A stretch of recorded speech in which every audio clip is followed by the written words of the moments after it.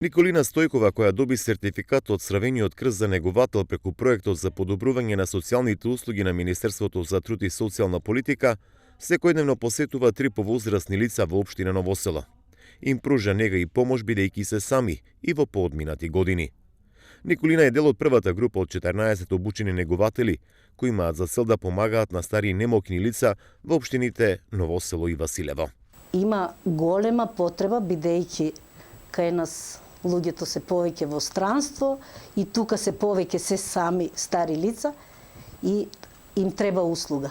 Ги посетувам по еден пат во денот.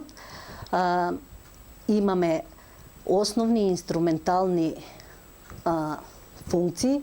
Значи, во основните ни спаѓаат одржување на личната хигиена кај корисникот, а во инструменталните приготвување на храна, чистење, одржување на облека и тие работи. 95-годишниот Стојан Коцев од Старо Коњарево е сам. Сопругата му починала, а неговите деца се во странство.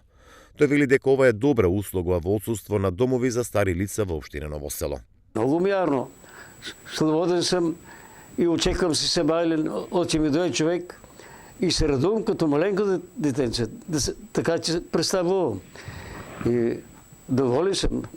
И сам човек нема с кој мобет да направи и за мобет, ама и избето. Избето е голем. Сака сам ден за ден одам назад. Ќе треба още повеќе да ми прави избет. Црвениот крст Струмица од октомври почна да ги издава услугите. Ангажирани се 14 негователи во општините Ново село и Василево.